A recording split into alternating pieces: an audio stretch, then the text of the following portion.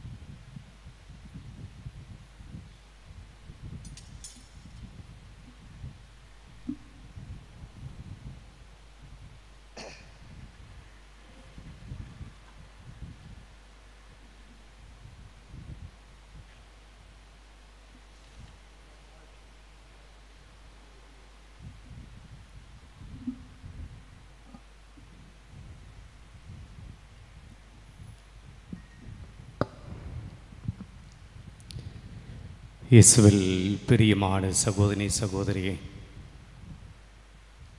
நீங்களும் நானும்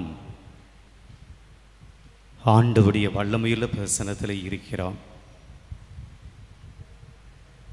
உங்களுக்கு முன்பாக எனக்கு முன்பாக வாழும் ஆண்டவர், வாழ்வை கொடுக்கக்கூடிய ஆண்டவர், நம்மை அணுதினமும் ஒவ்வொரு நாளும் பாதுகாத்து வழி நடத்தக்கூடிய வல்லமையுள்ள தேவன், உயிருள்ள கடவுள், நான் வாழ்கிறேன் நீங்களும் வாழ்வீர்கள் என்று சொன்ன தூய கடவுள் நற்கனை வடிவிலே நமக்கு முன்பாக இருக்கிறார்.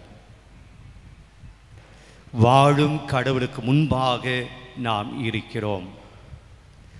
வாழ வைக்கக்கூடிய தெய்வத்துக்கு முன்பாக நாம் இருக்கிறோம். நம்புவோம், நாம் ஆண்டவருடைய பார்வையில் இருக்கிறோம். ஆண்டவர் நம்மை பார்க்கிறார். இந்த உலகத்தை எல்லாம் படைத்து பராமரித்து இந்த உலகத்தில் இருக்கின்ற மனிதர்களை எல்லாம் உருவாக்கி தன்னுடைய ஜீவனை தந்து தன்னுடைய உயிர் மூச்சை தந்து உயிரை தந்து ஆசீர்வதித்து கொண்டிருக்கிற அந்த வல்லமையுள்ள தேவனுக்கு முன்பாக இந்த நாளிலே நீங்களும் நானும் இந்த நற்கனை ஆராதனைக்கு வந்திருக்கிறோம். அவருடைய முன்னிலையில் இருக்கிறோம் என்றால் அது ஆண்டவர் நமக்கு செய்திருக்கிற மாபெரும் கிருபை. Praise the Lord. Praise the Lord. Praise the Lord. Praise the Lord. Praise the Lord. Praise the Lord. அமர்வோம்.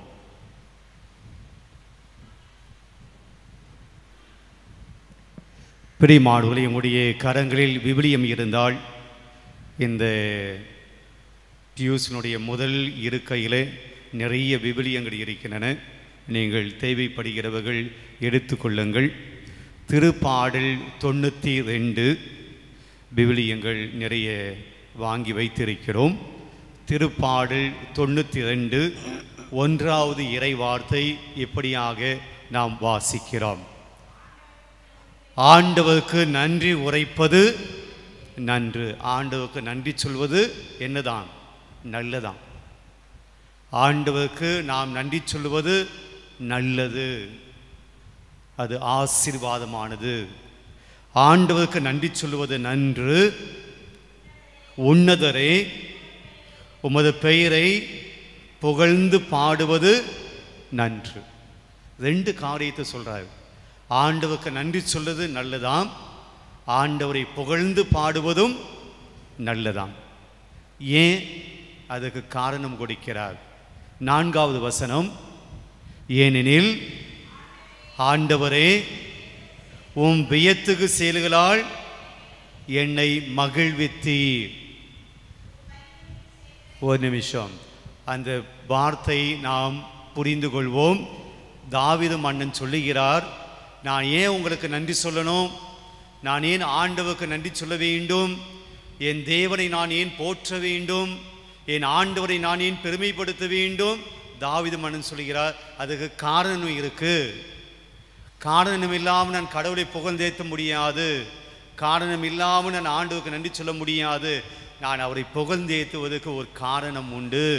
ஏனென்றால் அவர் சொல்லுகிறார், ஆண்டவரே உம் வியத்தகு செயல்களால் என்னை மகிழ்வித்து, என்னை சந்தோஷப்படுத்தினீங்க, என்னை மகிழ்ச்சி படுத்தினீங்க, என்னை ஆச்சரியத்துக்கு உள்ளாக்குனீங்க, என்னை ஆனந்தத்தால் நிரப்பினீங்க. தொடர்ந்து உம் வலிமை மிகு செயல்களை குறித்து நான் மகிழ்ந்து பாடுவேன். உம்முடைய வல்லமையான செயல்களை நினைத்து நான் மகிழ்ந்து பாடுவேன்.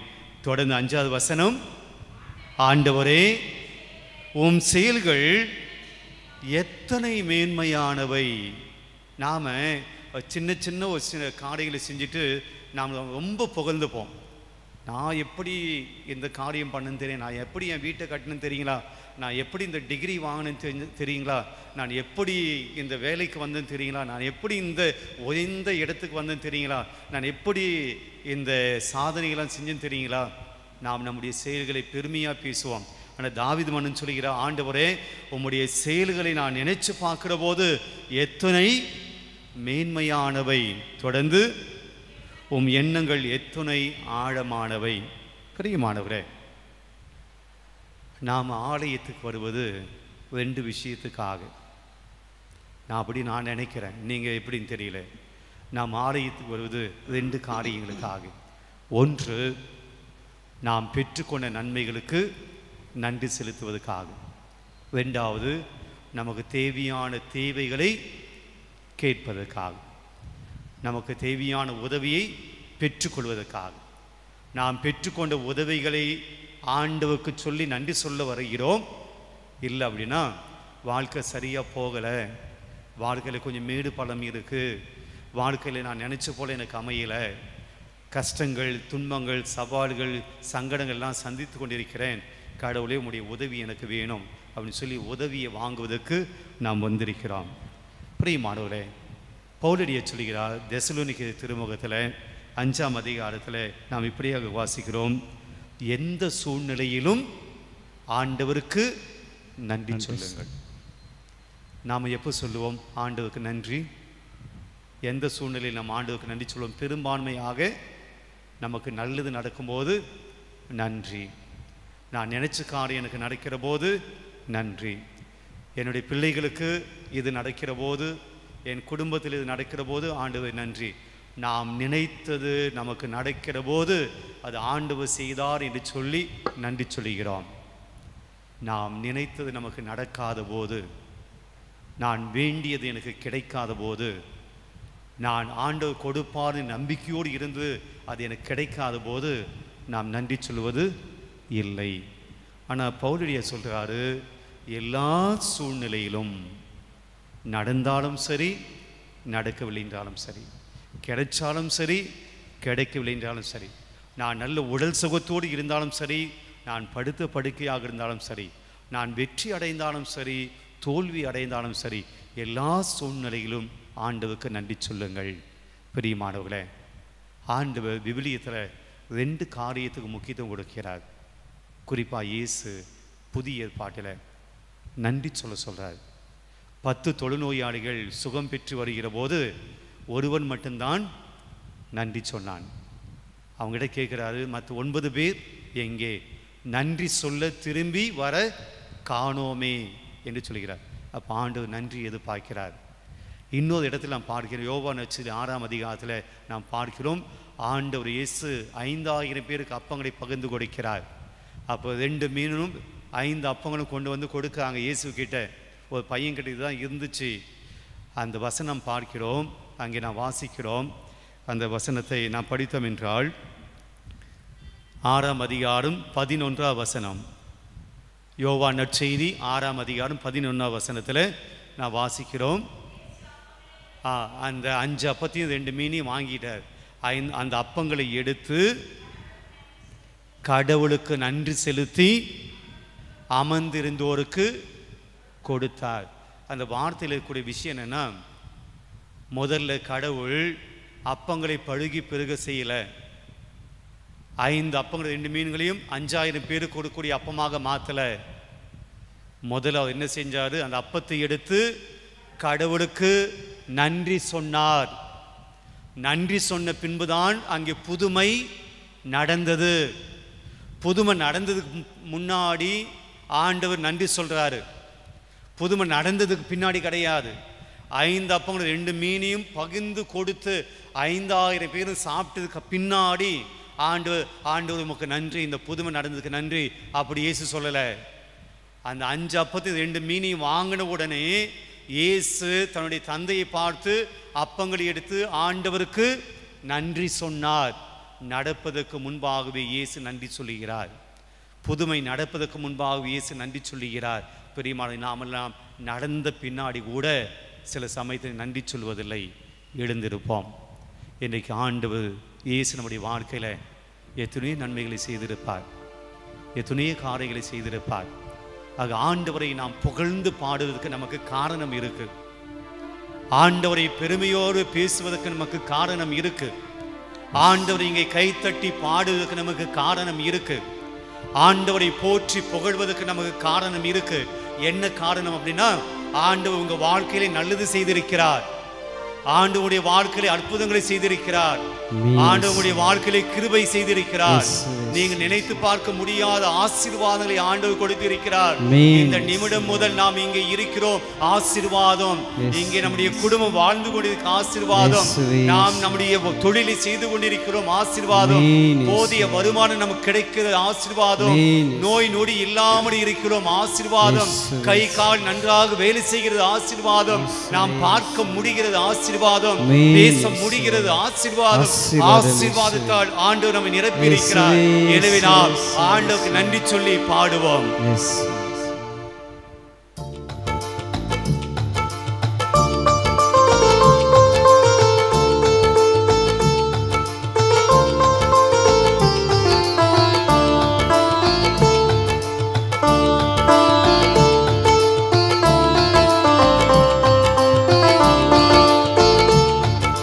பாடும்போது என்னுதடு கெம்பீரித்து மகிழும், நீர் மீட்டு கொண்ட என் ஆன்மா அக்களித்து அகமகிழும். அனைவரும் கரங்களை தட்டி பாடுவோம். நான் பாடும்போது என்னுதடு கெம்பீரித்து மகிழும், நீர் மீட்டு கொண்ட என் ஆன்மா அக்களித்து அகமகிழும். நான் பாடுவேன், நான் துதிப்பேன், இரவு பகல் என் நேரமும். நான் பாடுவேன், நான் துதிப்பேன், இரவு பகல் என் நேரமும். துதியால் என் நாவு நிறைந்து இருப்பதாக, துதியால் என் நாவு நிறைந்து இருப்பதாக. நாள்தோறும் உம்மை துதிப்பேன், நம்பிக்கையோடு துதிப்பேன், நாள்தோறும் உம்மை துதிப்பேன், நம்பிக்கையோடு துதிப்பேன். பாடும்போது என் உதடு கெம்பீரித்து மகிழும், நீர் மீட்டுக்கொண்ட என் ஆன்மா அக்களித்து அகமகிழும். நம்முடைய கடவுள் நம்மை பாதுகாக்கக்கூடிய தேவனாய் இருக்கிறார். கண் மலைபோடு இருந்து நம்மை பாதுகாக்கக்கூடிய ஆண்டவராய் இருக்கிறார். நம்முடைய புகலிடமாய் இருக்கிறார், நம்முடைய காப்பகமாய் இருக்கிறார். நாம் போகிற போது, வருகிற போது, செல்கிற போது, நம்முடைய பயணத்தில், நாம் வேலை செய்கிற இடத்துல ஆண்டவர் நம்மை பாதுகாக்கிறார். பிரியமானவர்களே, ஆண்டவருடைய பாதுகாப்பு இல்லை என்றால் நாம் இல்லை, ஆண்டவருடைய கிருபை இல்லை என்றால் நாம் இல்லை, ஆண்டவருடைய ஆசீர்வாதம் இல்லை என்றால் நாம் இல்லை. நம்மை பாதுகாக்கிற கடவுள், நம்மை நேசிக்கிற கடவுள், நம்மை அன்பு செய்கிற கடவுள், நம்மை வழிநடத்துகிற கடவுள் ஏதோ நமக்கு முன்பாக இருக்கிறார். மகிழ்ச்சியோடு நன்றி சொல்வோம், மகிழ்ச்சியோடு அவரை புகழ்ந்து பாடுவோம். எப்போதும் நான் தேடும் கண்மலை நீர்தானே,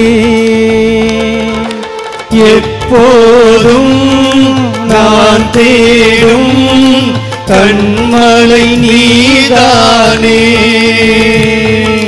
புகலிடமும் காப்பகமும் எல்லாம் நீர்தானே, என் புகலிடமும் காப்பகமும் எல்லாம் நீர்தானே, நாள்தோறும் உம்மை துதிப்பேன், நம்பிக்கையோடு துதிப்பேன், நாள்தோறும் உம்மை துதிப்பேன், நம்பிக்கையோடு துதிப்பேன். நான் பாடும்போது என் உதடு கெம்பீரித்து மகிழும், நீர் மீட்டுக்கொண்ட என் ஆன்மா அக்களித்து அகமகிழும். தாயின் வயிற்றில் இருக்கிற போதே நான் உன்னை தேர்ந்தெடுத்தேன், தாயின் வயிற்றில் உருவாகும் முன்பே நான் உன்னை பெயர் சொல்லி அழைத்தேன். ஒரு குழந்தையாக இருக்கிற போது நான் உன்னை பாதுகாத்து வழி நடத்தேன். இன்றளவும் நான் உன்னை பாதுகாக்கிறேன். நம்மை பாதுகாக்கிற தேவன் நமக்கு முன்பாக இருக்கிறார். உங்களை பாதுகாத்து வருகிற கடவுள் உங்களுக்கு முன்பாக இருக்கிறார். உங்களுக்கு ஒரு குடும்பத்தை கொடுத்த கடவுள் உங்களுக்கு முன்பாக இருக்கிறார். உங்களுக்கு பிள்ளைகளை கொடுத்த கடவுள் உங்களுக்கு முன்பாக இருக்கிறார். தொழிலை கொடுத்து வருமானத்தை கொடுத்த கடவுள் உங்களுக்கு முன்பாக இருக்கிறார். ஆண்டவரை ஆராதிப்போம், ஆண்டவரை போற்றி பாடுவோம். கருவறையில் இருக்கும்போது கர்த்தர் என்னை பராமரித்தீர், நான் கருவறையில் இருக்கும்போது கர்த்தர் என்னை பராமரித்தீர், குறைவின்றி குழந்தையாக வெளியே கொண்டு வந்தீர், ஒரு குறைவின்றி குழந்தையாக வெளியே கொண்டு வந்தீர், நாள்தோறும் உம்மை துதிப்போம் ஆண்டவரே, உம்மை ஆராதிக்கிறோம் ஆண்டவரே, உமக்கு நன்றி சொல்லுகிறோம் ஆண்டவரே, உம்மை போற்றுகிறோம் ஆண்டவரே, உம்மை கனம் செய்கிறோம் ஆண்டவரே, உம்மை துதிப்பேன், நம்பிக்கையோடு துதிப்பேன். பாடும்போது என் உதடு கெம்பீரித்து மகிழும், நீர் மீட்டுக்கொண்ட என் ஆன்மா அக்களித்து அகமகிழும், நான் பாடும்போது என் உதடு கெம்பீரித்து மகிழும், நீர் மீட்டு கொண்ட என் ஆன்மா அக்களித்து அகமகிழும், அக்களித்து அகமகிழும்.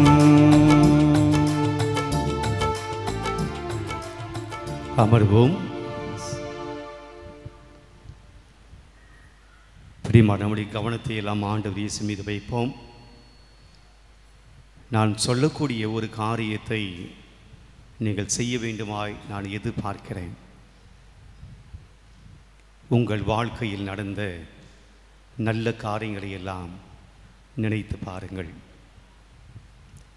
எனக்கு இது நடக்கலை, அது நடக்கலை, இது நடக்கலை என்று நடக்காத காரியங்களை அல்ல, உங்கள் வாழ்க்கையில் நீங்கள் நினைத்த காரியங்கள், நீங்கள் நினைத்து பார்க்காத காரியங்கள் எதெல்லாம் உங்களுடைய வாழ்க்கையில் நல்லதாக நடந்திருப்பதாக நீங்கள் நினைக்கிறீர்களோ அதை அனைத்தையும் உங்களுடைய சிந்தனையில், உங்களுடைய மனதில் கொண்டு வாருங்கள். ஆண்டவர் இயேசுக்கு முன்னாடி நாம் இருக்கிறோம். என் வாழ்க்கையில் ஒரு நல்ல காரியம் கூட நடக்கலை என்று நாம் போய் சொல்ல முடியாது.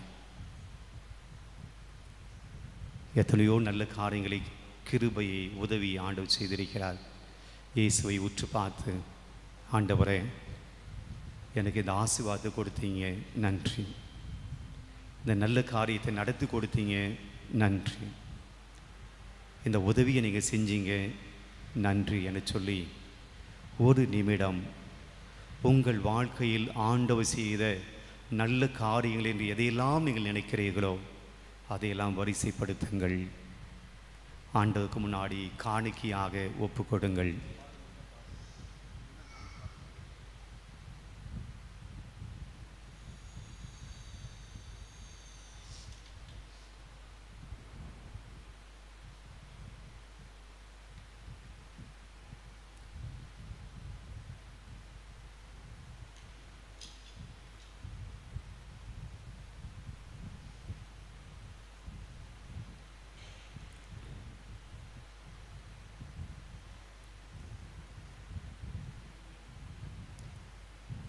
நீங்கள் உடல் சுகம் இல்லாமல் இருந்திருக்கலாம், நோயிலிருந்து சுகம் அடைந்திருக்கலாம்.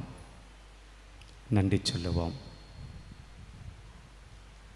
நீங்கள் இக்கட்டான பண பிரச்சனையில் இருந்திருக்கலாம். ஏதோ ஒரு விதத்தில் நல்ல மனிதர்கள் வழியாக அந்த பிரச்சனை, பண பிரச்சனை தீர்ந்திருக்கலாம். ஆண்டவருக்கு நன்றி சொல்லுவோம். உங்கள் வேலையில், தொழிலில் ஏதோ ஒரு சங்கடத்தை, சவால்களை நீங்கள் சந்தித்திருக்கலாம்.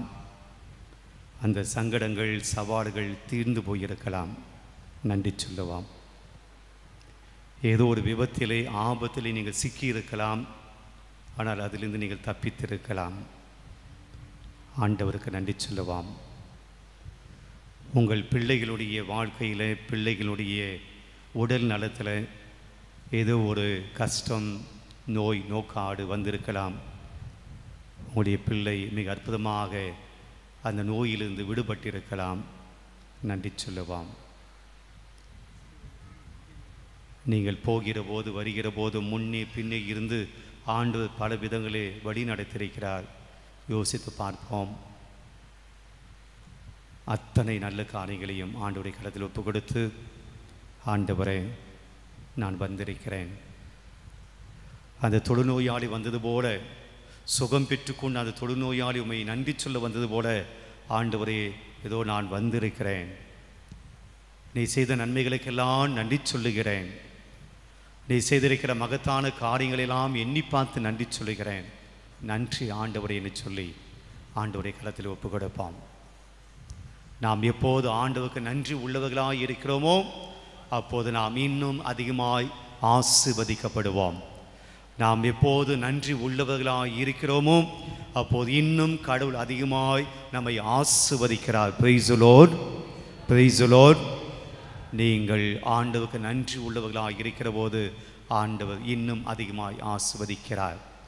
ஆண்டவர் இயேசு அப்பத்தை எடுத்து நன்றி கூறிய போது அந்த 5 அப்பமும் 2 மீன்களும் 5000 பேருக்கு மிகப்பெரிய ஆசீர்வாதமாய் மாறியது. நீங்கள் ஆண்டவருக்கு நன்றி சொல்கிற போது உடைய வாழ்க்கையில் பெரிய காரியங்களை காண்பீர்கள். உடைய வாழ்க்கையிலே மிகப்பெரிய அதிசயத்தக்க காரியங்களை காண்பீர்கள், மிகப்பெரிய அற்புதங்களை காண்பீர்கள். Praise the Lord. ஆண்டவருக்கு நன்றி சொல்லுங்க. நம்முடைய கவலைகளை அவர் பார்த்து கொள்வார், உங்கள் தேவைகளை அவர் பார்த்து கொள்வார். நீங்கள் தைரியமாக ஆண்டவருக்கு நன்றி சொல்லுங்க.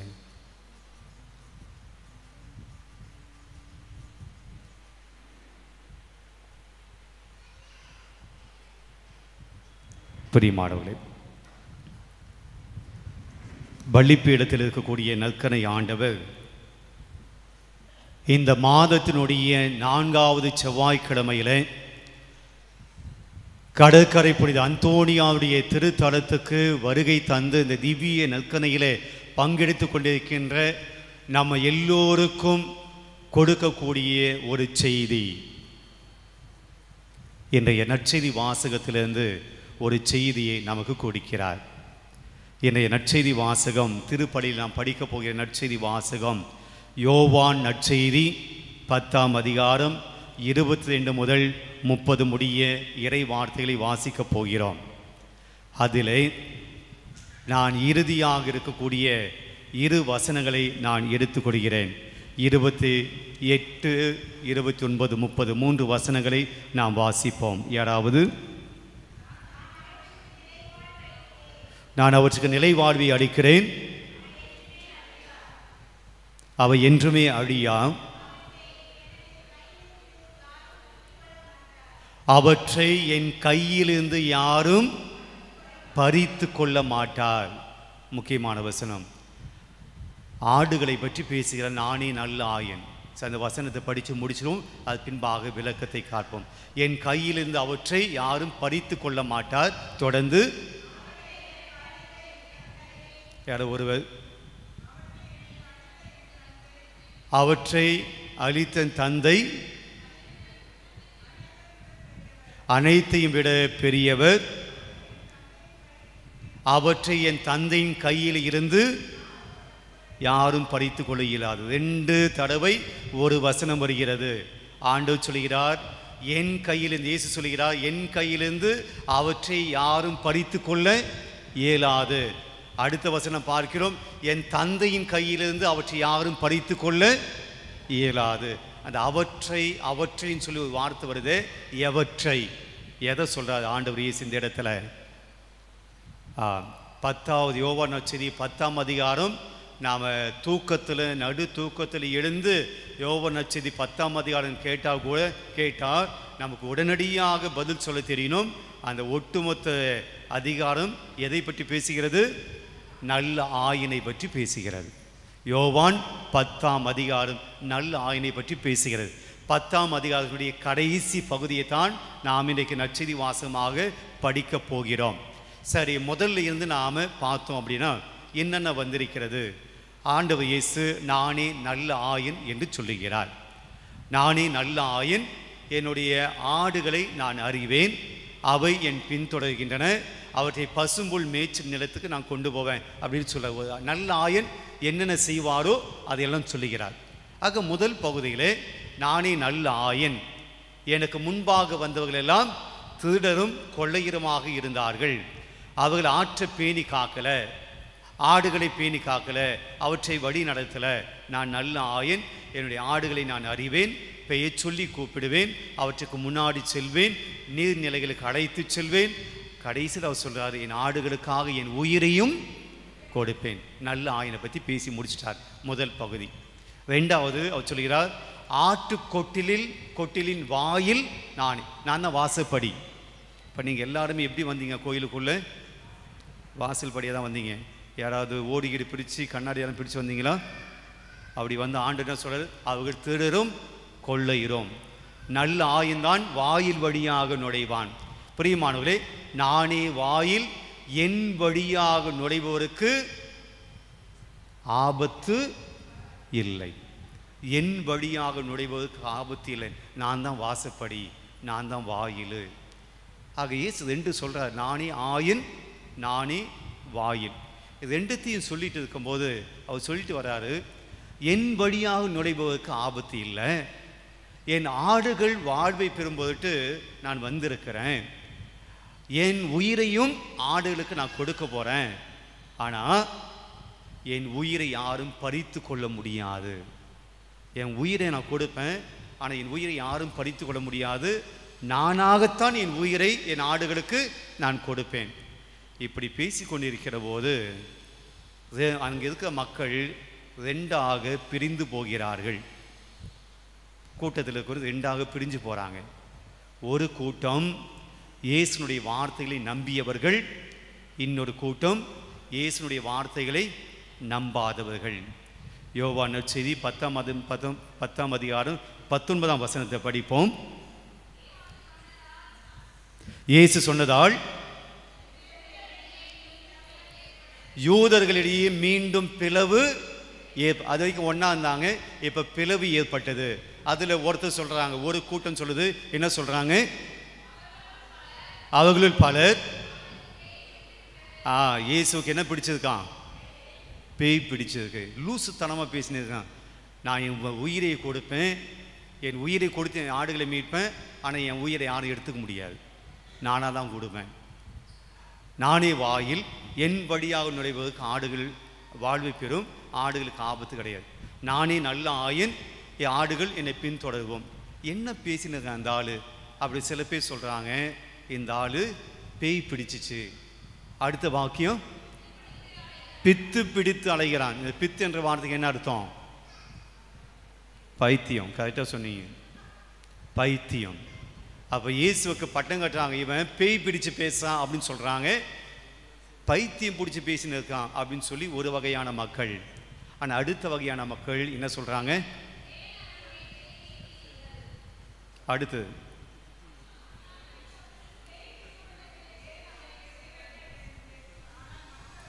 ஆனால் மற்றவர்கள், பேய் பிடித்தவனுடைய பேச்சு இப்படியா இருக்கும்? பேய் பிடித்தவன் பார்வையை கொடுக்க முடியும். ஏன்னா இந்த அதிகாரத்துக்கு முன்னாடி 10ஆம் அதிகாரத்துக்கு முன்னாடி ஆண்டவர் இயேசு பார்வையற்ற ஒருவனை குணப்படுத்தி இருப்பார். அப்போ சொல்கிறாங்க, பேய் பிடிச்ச ஒருத்தனால இப்படி பேச முடியுமா? தெளிவாக பேச முடியுமா?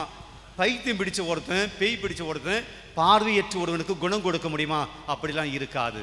அந்த பகுதி முடிஞ்ச உடனே தான் இன்றைக்கி நாம் நற்செய்தியில் மீண்டும் படிக்க போகிறோம். கடைசியாக வருது, ஆண்டவர் சொல்கிறாரு, நீங்கள் என்னை நம்பலை, பேய் பிடிச்சவன் பைத்தியகாலம் நீங்கள் சொல்கிறீங்க, நீங்கள் என்னை நம்பலை, நான் மெஸ்ஸியா என்பதை நீங்கள் நம்பலை. ஆனால் நான் சொல்கிறேன், நான் மெஸ்ஸியா, என்னிடம் ஒப்படைக்கப்பட்ட ஆடுகளை என் கையில் இருந்து யாரும் பறித்து கொள்ள முடியாது, யாரும் பறித்து கொள்ள முடியாது. பிரியமானவர்களே, விவிலியத்தில் நாம் பார்க்கிறோம், ஆண்டவர் நம்ம எல்லாம் தன்னுடைய கையில் வச்சிருக்கிறார், உங்களையெல்லாம் தன்னுடைய கையில் பிடித்து கொண்டிருக்கிறார். படிப்போம். எசேயா புத்தகம் 49ஆம் அதிகாரம் 16 வசனம். 49ஆம் அதிகாரம் 16 வசனம். எசேயா புத்தகம். இதோ இதோ என் உள்ளங்கையில் உன்னை நான் பொறித்து வைத்திருக்கிறேன். ஆண்டவருடைய உள்ளங்கையில் நாம் இருக்கிறோம், ஆண்டவருடைய உள்ளங்கையில் நாம் இருக்கிறோம். என் உள்ளங்கையில் உன்னை பொறித்து வைத்துள்ளேன், உன் சுவர்கள் எப்பொழுது என் கண்மணி நீ இருக்கக்கூடிய இடம்லாம் இவருடைய பார்வையில் இருக்கு. நீ எந்த இடத்துல வசிக்கிறீங்களோ உங்களுடைய சுவர்கள் என்னது? நம்ம வீட்டினுடைய சுவர்கள் அவருடைய பார்வையில் இருக்குது. ஆண்டவர் கண் முன்னாடி நம்ம இருக்கும், அவருடைய கையில் நாம் இருக்கிறோம். திருப்பாடல் 139ஆம் அதிகாரத்தில் 5வது வசனத்தை பார்க்கிறோம். திருப்பாடல் 139 5வது வசனம். எனக்கு முன்னும் பின்னும் என்னை சூழ்ந்து இருக்கிறேன். தாவீது மன்னன் சொல்கிறார், எனக்கு முன்னாடி நீங்கள் இருக்கிறீங்க, எனக்கு பின்னாடி இருக்கிறீங்க, என்னை சூழ்ந்து இருக்கிறீங்க. அடுத்த வாக்கியம், உமது கையால் என்னை பற்றி பிடித்திருக்கின்றீர். என்னை பிடிச்சி நிற்கிறீங்க, உமது கையால் என்னை பிடிச்சி நிற்கிறீங்க, எனக்கு முன்னாடி பின்னாடி என்னை சுற்றி இருக்கிறீங்க. அது மட்டும் போதாது, என் கையை பற்றி பிடித்து கொண்டிருக்கிறேன். அதே திருப்பாடல் 10வது வசனம், 139 10வது வசனம். அங்கேயும் உமது கை என்னை நடத்தி சொல்லும். அது என்ன கான்டெக்ட்னா, தாவீது சொல்ல, நான் மேலே வானத்துக்கு போனாலும் அங்கே நீங்கள் இருக்கிறீங்க, பாதாளத்துக்கு போனாலும் அங்கே இருக்கிறீங்க, உலகத்துடைய வெவ்வேறு திசையில் போனாலும் அங்கே இருக்கிறீங்க, அங்கேயும் கூட உமது கை என்னை வழி நடத்தி செல்லும், உமது வலக்கை என்னை பற்றி கொள்ளும். பிரியமானவரே, ஃப்ரீயாக இருக்கும்போது உங்கள் குழந்தைங்களை விளையாட விடுவீங்க. நல்ல பெரிய கிரவுண்ட் இருக்கும்போது உங்களுடைய பிள்ளைகளை விளையாட விடுவீங்க. சாலையை கடக்கிற போது, ரோடு கடக்கிற போது, வாகனங்கள் அதிகமாக போய்கொண்டிருக்கிற போது நீங்கள் உங்களுடைய குழந்தையை கையை விட்டுட்டு நீ பாட்டுக்கு வான்னு சொல்லி விட்டுட்டு போவீங்களா? ஆமாவா இல்லையா? என்ன பண்ணுவீங்க? ஏன் கையை பிடிக்கிறீங்க? எல்லாம் பறந்த இடத்துல மைதானத்தில் குழந்தை எதுவும் பிடிக்காமல் அப்படி ஃப்ரீயாக விட்டுடுவீங்க. ஆனால் ரோட்டில் போகும்போது, சாலைகள் பஸ் எல்லாம் வரும்போது, வாகனங்கள் வருகிற போது உங்களுடைய குழந்தையுடைய கையை ஓங்கி அழுத்தமாக பிடிச்சுக்கிறீங்களே. ஏன்? உங்களுடைய பிடிப்பு நீங்கள் உங்களுடைய குழந்தைக்கு எதுவும் ஆகக்கூடாது என்பதில் நீங்கள் அக்கறையாக இருக்கிறீர்கள் என்பதனுடைய வெளிப்பாடு. என் குழந்தையின் மேலே எனக்கு அன்பு உண்டு என்பதனுடைய வெளிப்பாடு தான் அந்த பிடிப்பு. என் குழந்தை எனக்கு வேணும் என்னுடைய வெளிப்பாடு தான் அந்த பிடிப்பு. என் குழந்தைக்கு எதுவும் ஆயிடக்கூடாது என்பது தான் அந்த பிடிப்பினுடைய அர்த்தம். நீ கிட்ட போ அப்படின்னு சொல்லி எந்த தாயும் தகப்பனும் விட்டது கூடாது. அப்போ ஆண்டவர் சொல்கிறாரு, என் தந்தையின் கையிலிருந்து யாரும் அவற்றை பறித்து கொள்ள இயலாது, என் கையிலிருந்து அவற்றை யாரும் பறித்து கொள்ள இயலாது.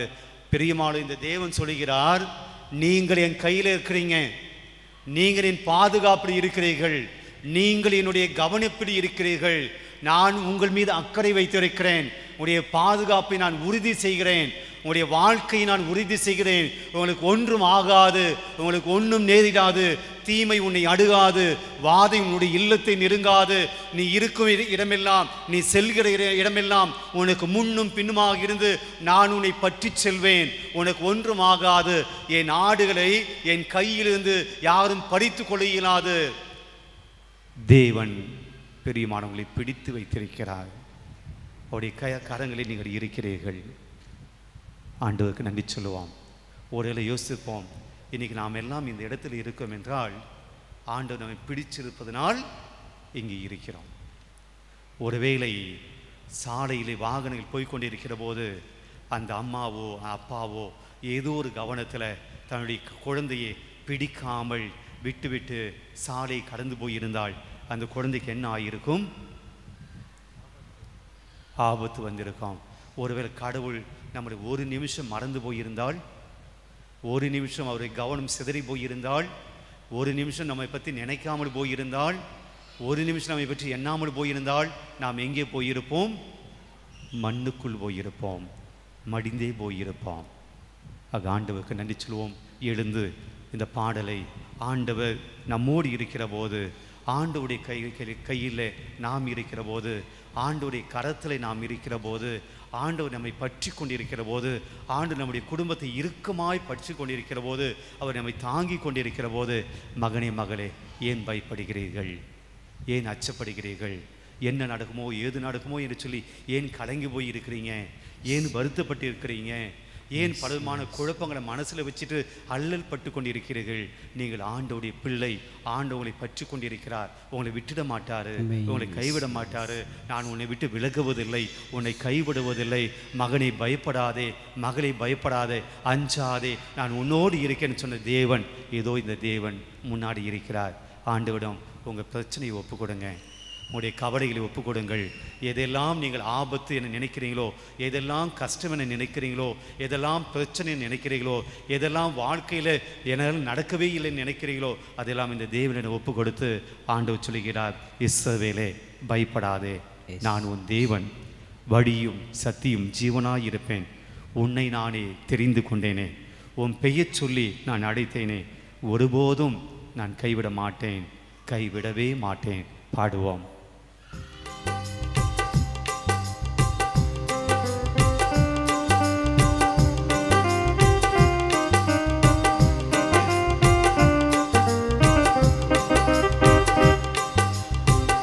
இஸ்ரவேலே பயப்படாதே, நானே உன் தேவன். சேர்ந்து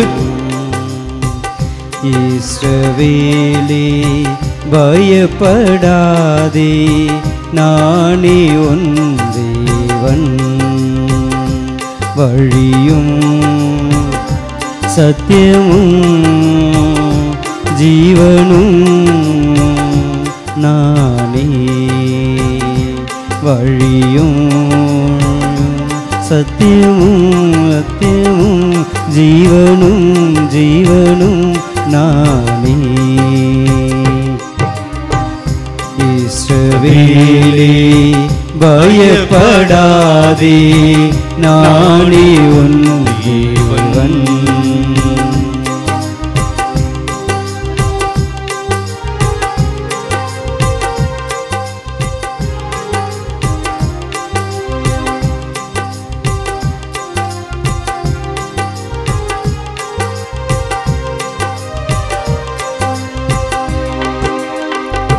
உன்னை நானே தெரிந்து கொண்டேனே மகனே,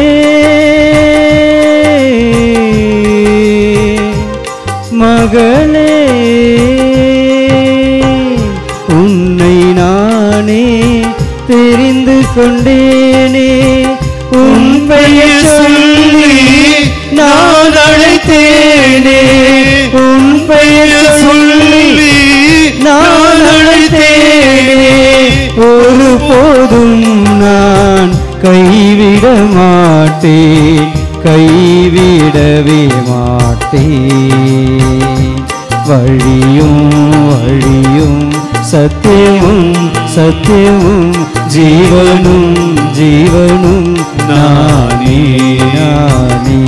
வழியும் வழியும் சத்தியமும் சத்தியமும் ஜீவனும் ஜீவனும் நானே நானே. இஸ்ரவேலே பயப்படாதே, நானே உன் தேவன்.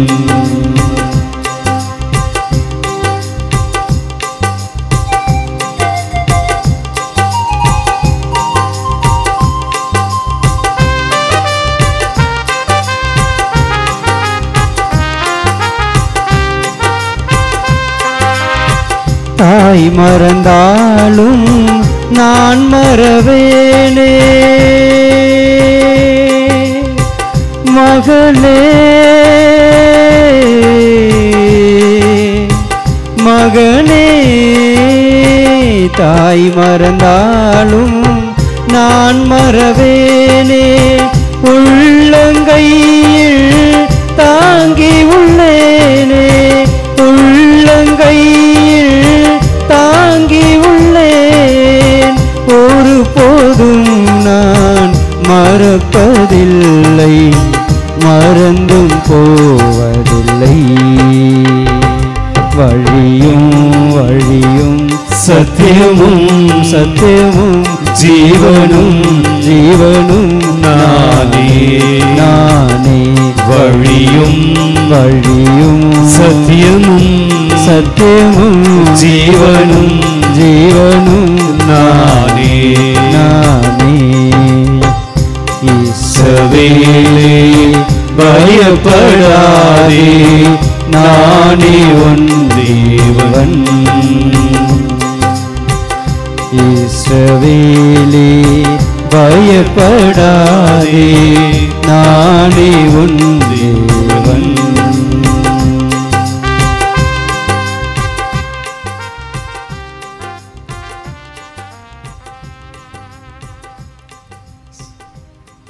என் அருமையான சகோதரி சகோதரே, ஆண்டவர் மிக தெளிவாக அவருடைய இறைவார்த்தை சொல்லி இருக்கிறார்.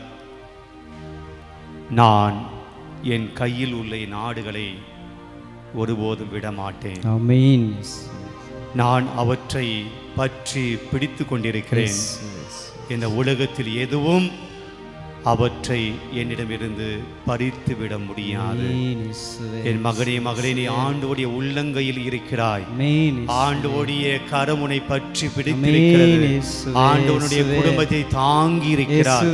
ஆண்டவருடைய வல்லமை உடைய குடும்பத்தின் மீது இருக்கிறது. ஒருபோதும் உன்னை விலகாத கடவுள், ஒருபோதும் உன்னை கைவிடாத தேவன் ஏதோ உனக்கு முன்பாக இந்த பலிபீடத்தில் இருக்கிறார். என் சகோதரி சகோதரி, ஆண்டவருடைய கரத்திலே உன்னை ஒப்புக்கொடு, உன் குடும்பத்தை ஒப்புக்கொடு, உன்னுடைய பிள்ளைகளை ஒப்புக்கொடு, நீ செய்யும் பணிகளை ஒப்புக்கொடு, உன்னுடைய வேலைகளை ஒப்புக்கொடு, உன்னுடைய தொழிலை ஒப்புக்கொடு, பிள்ளைகளுடைய படிப்பை ஒப்புக்கொடுங்கள், பிள்ளைகளுடைய எதிர்கால வாழ்க்கையை ஒப்புக்கொடுங்கள். நம்மால் எதுவும் இல்லாது, என்னை விட்டு பிரிந்து உங்களால் எதுவும் செய்ய முடியாது என்று சொன்ன கடவுள் ஏதோ ஆண்டுடைய கரத்திலே உங்களை முழுமையாய் ஒப்பு கொடுத்து ஜெபியுங்கள். ஒரு நிமிடம் நாம் முழந்தால் படியிடுவோம். நீங்கள் உங்களை ஆண்டவருடைய கரத்திலே ஒப்பு கொடுக்கக்கூடிய நேரம். ஆண்டவர் சொல்லுகிறார், லூக்கா நற்செய்தியிலே நாம் பார்க்கிறோம், தன்னை அன்பு செய்த கடவுள் அன்பு செய்த மக்கள் அவர் அன்பு செய்யலை. இயேசு அன்பு செய்த மக்கள், ஆனால் இயேசு அவங்க அன்பு செய்யலை. இயேசு ஒரு வசனம் சொல்கிறார் லூக்கா நற்செய்தியில் 13ஆம் அதிகாரத்தில் 34ஆம் வசனத்தில், எருசலேமே, எருசலேம் என்பது ஆண்டவருடைய நகரம், எருசலேமே, எருசலேம் மக்களே, இறைவாக்கிலே கொள்கிற நகரே, உன்னிடம் அனுப்பப்பட்டோரை கல்லால் எறிகிறாயே, கோழி தன் குஞ்சுகளை தன் இறக்கைகளில் கூட்டி சேர்ப்பது போல நானும் உன் மக்களை அரவணைத்து கொள்ள எத்தனையோ முறை விரும்பினேன். இன்றைக்கு உங்களுக்கும் கூட அந்த வார்த்தை பொருந்தாம். ஆண்டவர் கோழி தன் குஞ்சுகளை தன்னுடைய இறக்கைகளில் அரவணைத்துக் கொள்வது போல நானும் உங்களை என்னுடைய கரங்களில் அணைத்து கொள்ள எத்தனையோ முறை விரும்பினேன். ஆனால் நீங்கள் தான் என்னை தேடி வரலை, நீங்கள் தான் என்னை நம்பலை, நீங்கள் தான் என்னுடைய வல்லமையை நம்பலை, நீங்கள் தான் என்னுடைய சக்தியை நம்பலை. இன்றைக்கு ஆண்டுகிட்ட சொல்லும், ஆண்டவரே உம்முடைய கரங்களில் எங்களை அரவணைத்து கொள்ளும், உம்முடைய கரங்களில் எங்களை குடும்பத்தை அரவணைத்து கொள்ளும், உம்முடைய கரங்களில் நாங்கள் செய்யக்கூடிய பணியை, தொழிலை, வேலைகளை அரவணைத்து கொள்ளும், உம்முடைய கரங்களை எங்களுடைய பிள்ளைகளை அரவணைத்து கொள்ளும். எந்த தீய சக்தியும், அழகையின் சக்தியும், பசாசுடைய சக்தியிலும், தீய சக்திகளும் எங்கள் குடும்பத்தை, எங்கள் வாழ்க்கையை, எங்கள் பிள்ளைகளை, என் கணவனை, என் மனைவியை, என் தொழிலை பறித்து கொள்ளாதபடி ஆண்டவரே உம்முடைய கரங்களில் என் குடும்பத்தை ஒப்புக் கொடுக்கிறோம். ஆண்டவருடைய கரத்திலே உங்கள் குடும்பத்தை ஒப்புக் கொடுங்கள். இயேசுவே, இதோ வந்திருக்கிறேன் ஆண்டவரே, உன் பிரசன்னத்தில் இருக்கிறேன் ஆண்டவரே, என் குடும்பத்தை உன் கரத்தில் ஒப்புக் கொடுக்கிறேன் ஆண்டவரே, என் பணிகளை உன் கரத்தில் ஒப்புக் கொடுக்கிறேன் ஆண்டவரே, என் கண்ணீரை எல்லாம் உன் கரத்தில் ஒப்புக் கொடுக்கிறேன், என் வேதனைகளை எல்லாம் உன் கரத்தில் ஒப்புக் கொடுக்கிறேன், என்னுடைய மனசில் இருக்கிற பாரங்களை எல்லாம் உடைய கரத்தில் ஒப்புக் கொடுக்கிறேன், என்னுடைய அவமானங்களை எல்லாம் உடைய கரத்தில் ஒப்புக் கொடுக்கிறேன், என்னுடைய தோல்விகளை எல்லாம் கரத்தில் ஒப்புக் கொடுக்கிறேன், என்னுடைய கண்ணீர் பாரங்களை எல்லாம் உடைய கரத்தில் ஒப்புக் கொடுக்கிறேன், என்னுடைய ஏமாற்றங்களை எல்லாம் உடைய கரத்தில் ஒப்புக் கொடுக்கிறேன், என் வாழ்க்கையில் நான் நொந்து போயிருக்கிற நேரங்களை எல்லாம் உடைய கரத்தில் ஒப்புக் கொடுக்கிறேன் ஆண்டவரே. உன் கரத்திலே நீ பதிய வைக்கிறேன், உன் கரத்திலே நீ ஒப்புக் கொடுக்கிறேன், உன் கரத்திலே நான் இருக்கிற போது கவலைப்படுவது ஒன்றும் இல்லை, உன் கரத்திலே நான் இருக்கிற போது எதுவும் என்னை பறித்து கொள்ளாது. நம்புகிறேன் ஆண்டவரே, விசுவசிக்கிறேன் ஆண்டவரே, ஆசீர்வதியும் ஆண்டவரே, கரத்திலே உங்களை மௌனமாய் ஒப்புக்கொடும்போது ஒரு நிமிடம் இப்படி ஜெபத்துக்காக நேரத்தை எடுத்துக்கொள்வோம். நீங்கள் ஆண்டவருடைய கரத்திலே ஒப்பு கொடுத்து வேண்டுங்கள். இயேசு ரொம்ப தெளிவாக சொல்லிட்டார், என் கரத்தில் இருக்கிற போது யாரும் உங்களை பறித்து கொள்ள இயலாது.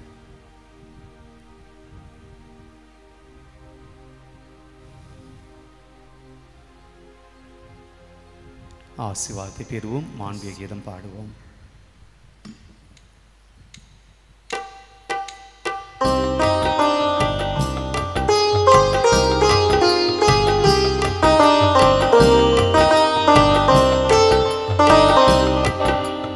மாண்புயர்யூ அருளடையாளத்தை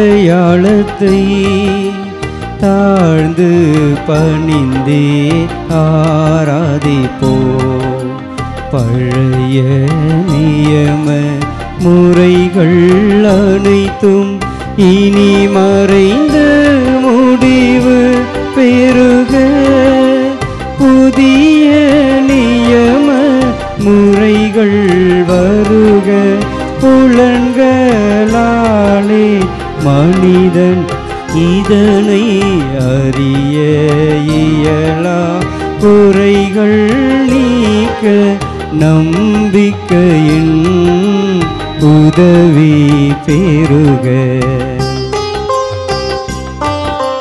தந்தை அவர்க்கும் மகன் இவர்க்கும் புகழ்ச்சியோடு வெற்றியார்க்கும் மீட்பின் பெருமை மாட்சிமையோடு வலிமை வாழ்த்து யாவுமாக இருவரிடமாய் வருகின்றவராம் தூய ஆவி ஆனவர்க்கும்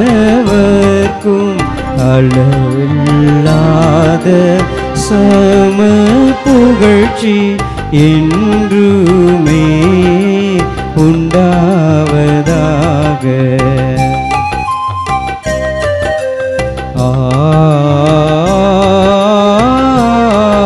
ஆமென்.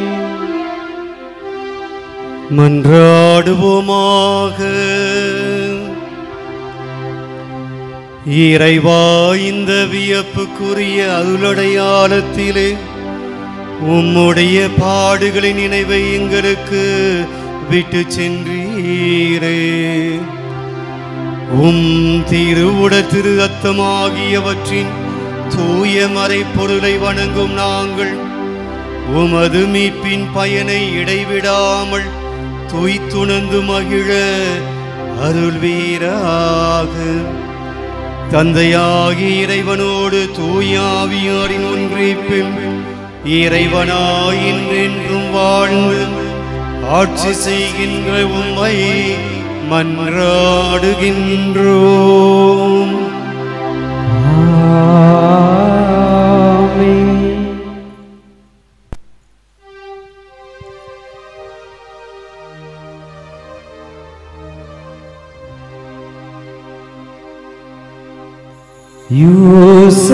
யோசனையில் பெரியவரே,